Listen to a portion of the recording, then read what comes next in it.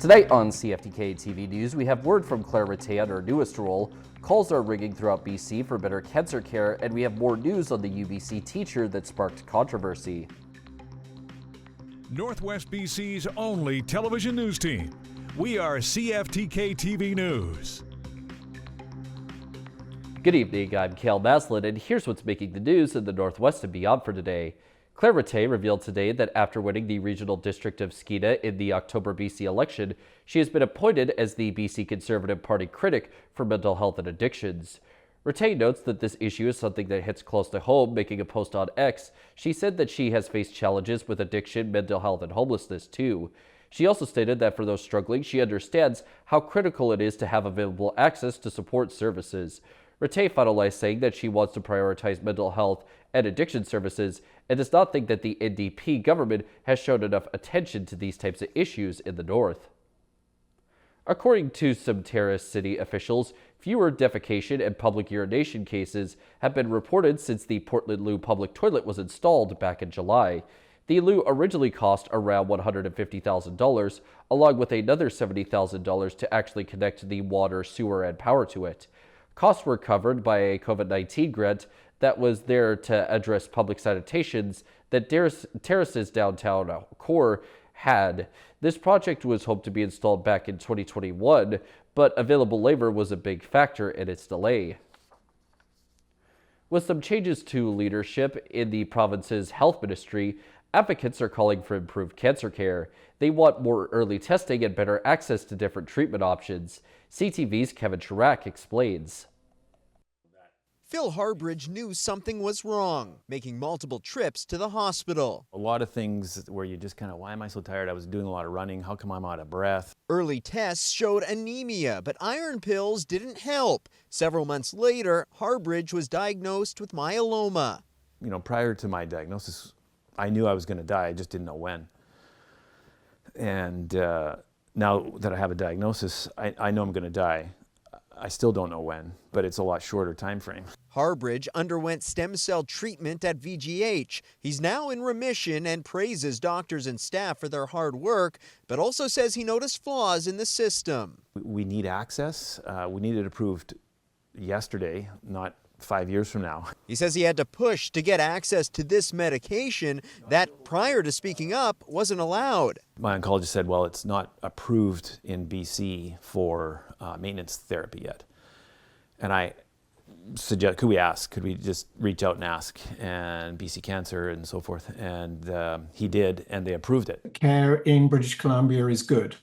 But it needs to be improved. Dr. Martin Dawes is the head of family practice at UBC and also a cancer survivor. At the moment, it's taking 4 or 5 weeks to see an oncologist for a patient who's suspected of having cancer. According to advocacy group Cancer Action Now, it takes nearly another 6 weeks to receive treatment, about twice as long as the Canadian average. When we recognize a patient from the symptoms and clinical examination that they have a cancer, we need to get them to see an oncologist very rapidly. He's also calling for better options for those in remote communities. Cancer Action Now addressed a letter to new BC Health Minister Josie Osborne calling for reduced wait times and increased investment in cancer care. A health ministry rep tells CTV News since launching a 10-year cancer action plan in 2023, the province has hired 71 more oncologists and is making progress in better access and early detection. Kevin Chirac, CTV News.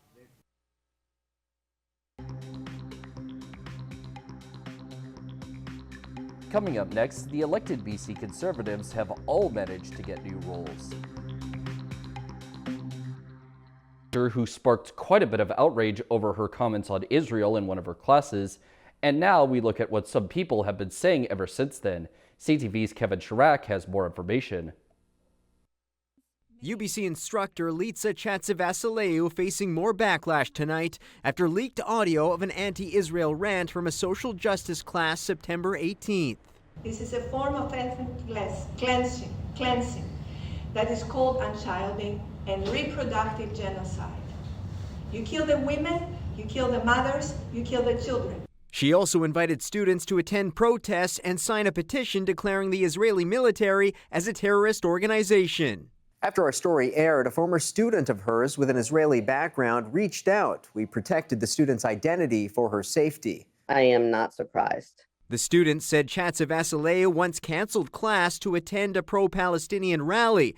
A message to her students reads, "I have to cancel today's class to participate in the general strike happening in solidarity with Palestinian people against genocide and the end of war. I urge you all to walk out of your classes if you are able to." I'm not there to sit at home while she's, sit at home for a class that I paid for while she wants to go be at a Palestinian support rally, then requesting that we go. BC Conservative leader John Rustad also reacting to the story. So when you see a professor who is obviously in a position of authority, well respected, come out with statements like that, it is sending a very wrong message, in my opinion. Rustad releasing a statement calling for UBC to, quote, end its tolerance of anti-Israel hate. As an institution, they need to make sure that they take every step possible so that all students can feel safe within their jurisdictions. She needs to be terminated from her role. Her behavior puts students such as myself in such a dangerous space. UBC is supposed to be a safe space.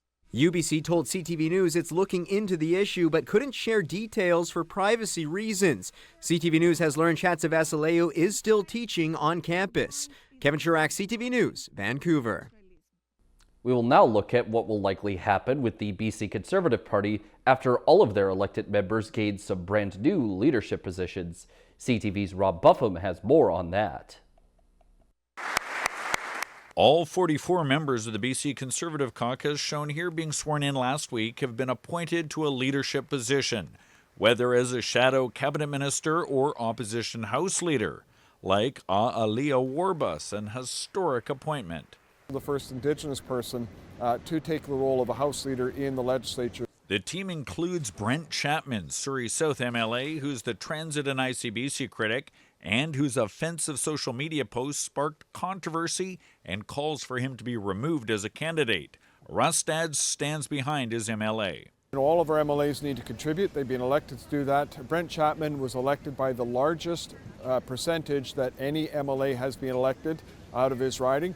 There's important issues in Surrey, particularly when it comes to transit. I think it's more about Mr. Rustad keeping the base of his party happy.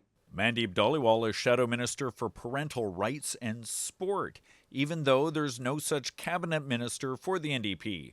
A clear signal the Conservatives intend to continue their opposition to sexual orientation and identity issues being taught in schools. Making explicit a conversation which until recently I think was happening more on the fringes of political discussion. Mandeep Dhaliwal, of course, defeated the previous education minister for the NDP, and it was primarily over this issue of the sexualization of our children in school. Longtime former BC United Liberal MLA Peter Millibar as finance critic, and high-profile MLA Eleanor Sturko is the Shadow Solicitor General. Newcomer Anna Kindy, a doctor who, like Rustad, was vaccinated for COVID but also opposes vaccine mandates, is the health critic. I believe that it is important that people be able to have choice. Informed decision-making is an important piece of our healthcare system. There are two Attorney General critics, one focused on justice reform, reflecting the Conservatives' push for bail reform and focus on public safety issues, as the party prepares to take on the government in the next session. Robert Buffum, CTV News. Up next is a report that looks further into the recently announced rollout of police body cams happening in several places throughout BC. CTV's Sajid Alexander has the report.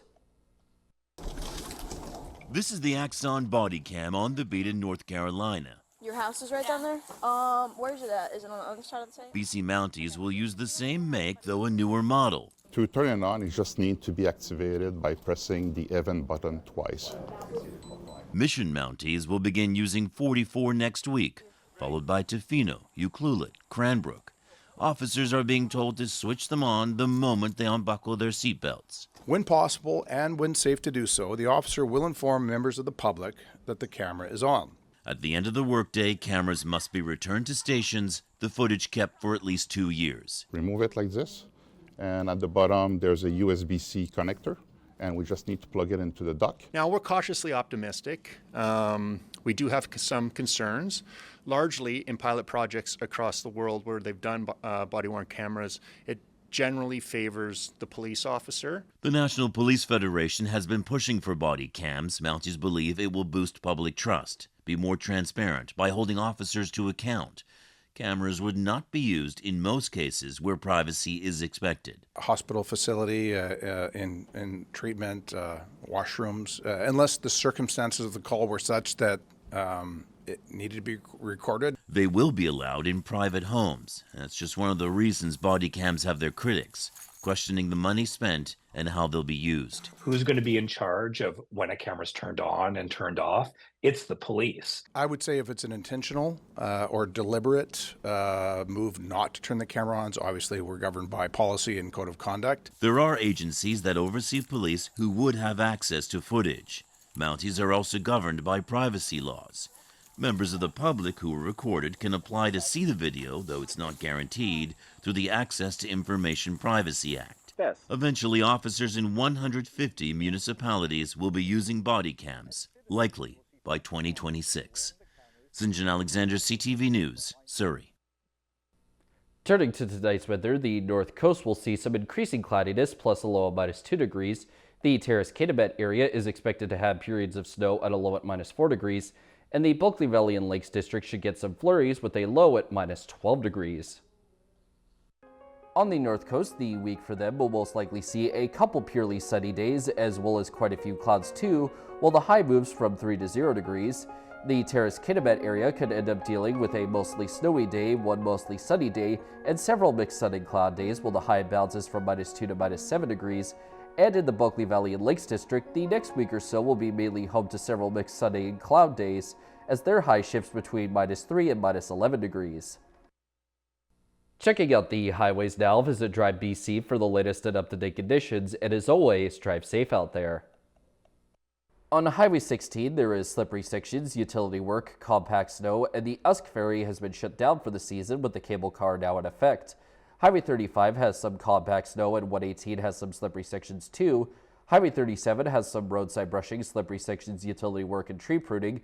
Highway 37A has slippery sections, some more slippery sections on the Nishka Highway, and the Telegraph Creek Road has slippery sections as well. And this is what the roads were looking like this afternoon around the region from the view of the province's highway cams.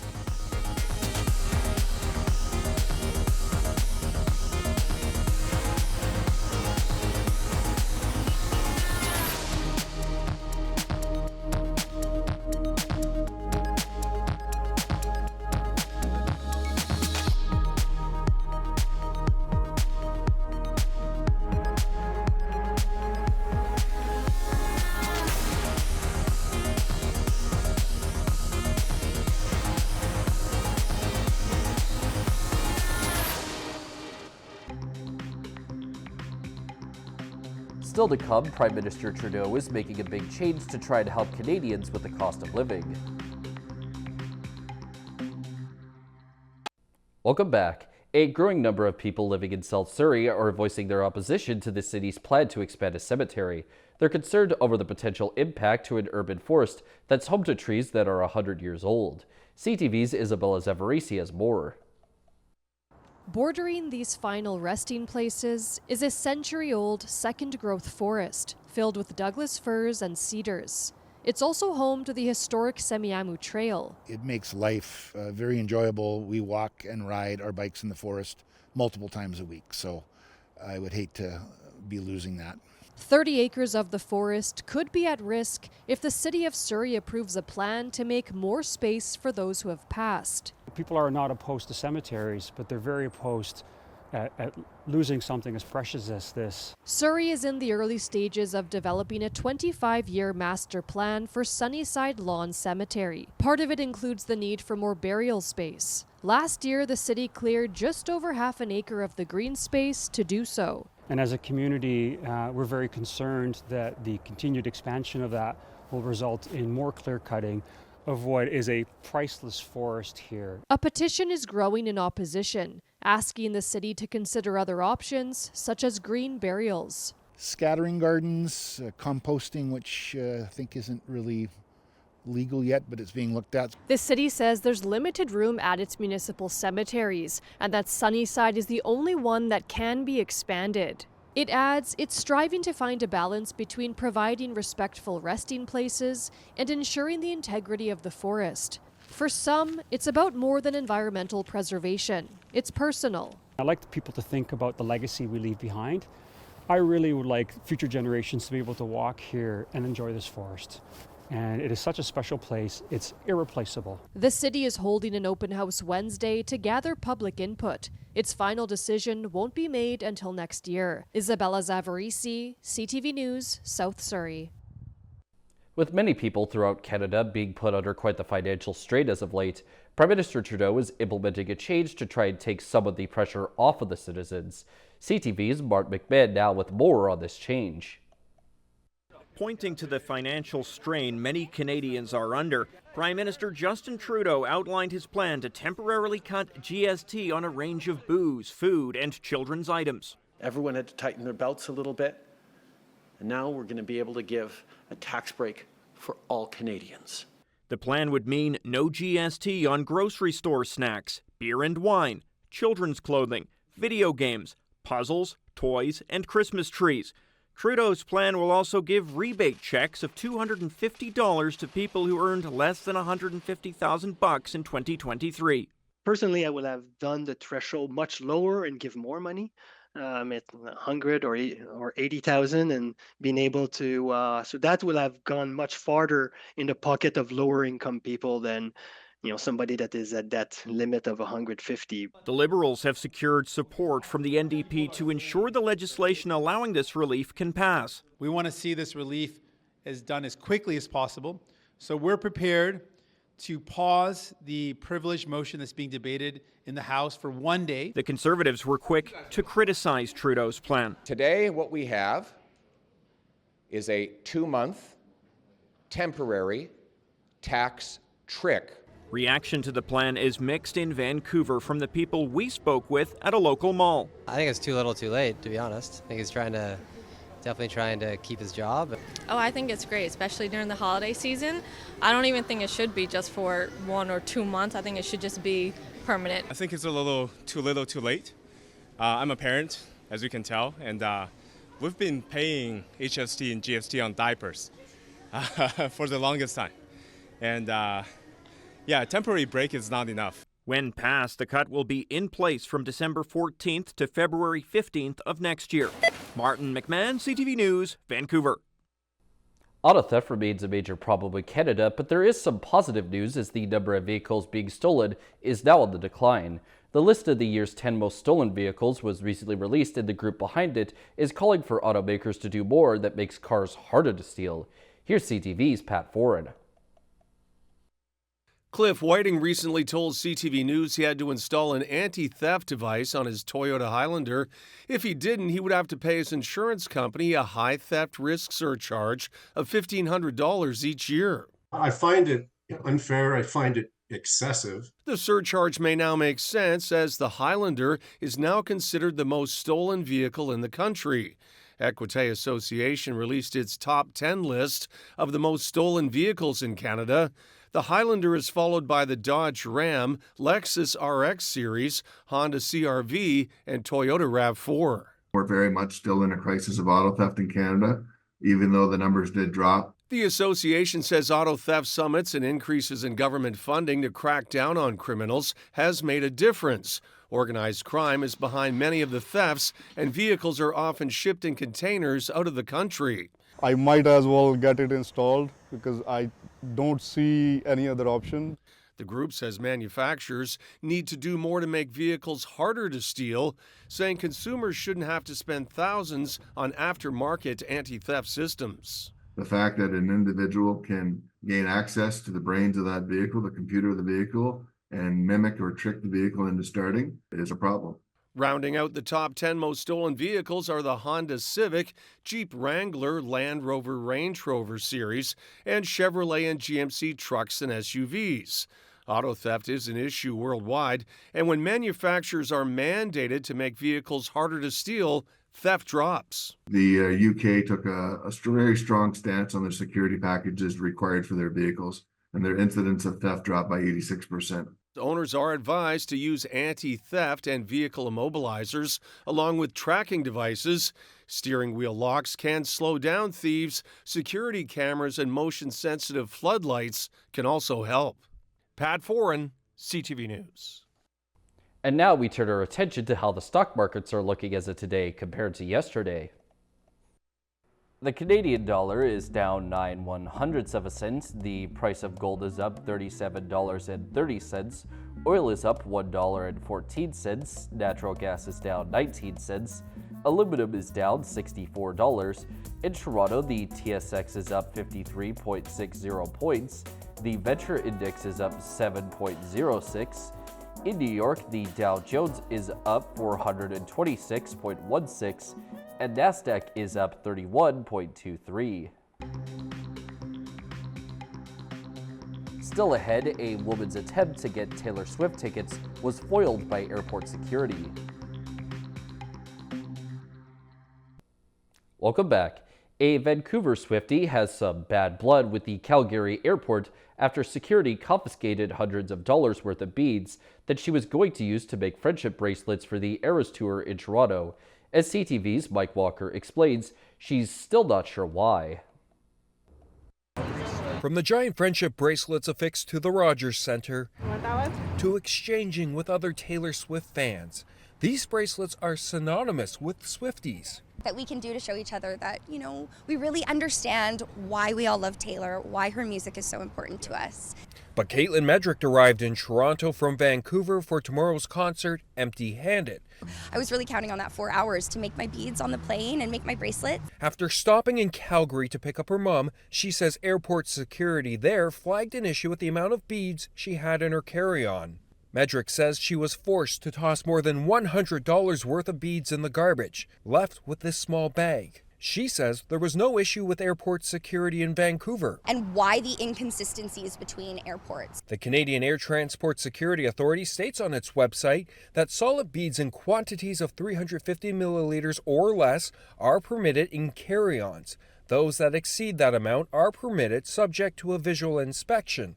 CATSA also warns certain powders and granular materials may require additional screening, and in some cases, the items may not be permitted. There's always the ability in their protocols to just, do a visual inspection or anything else that is needed to confirm it's not drugs or explosives. CTV's public safety analyst Chris Lewis says those protocols are meant to ensure safety, but in this case, I think they overdid it, and it was really an unnecessary thing. After touching down in Toronto, Medrick has filed an official complaint with CATSA. This has bewildered other Swifties who have traveled here with beads and bracelets in their carry-on. They didn't have a problem with me going through, and there's so many other people going through with beads. CATSA says it takes all complaints seriously, but can't comment on this incident with the investigation now underway. Eras Tour 416. As for Medrick, she's connecting with other Swifties here. There's been so many amazing Swifties coming to the rescue, offering beads, offering bracelets. Helping her start from scratch.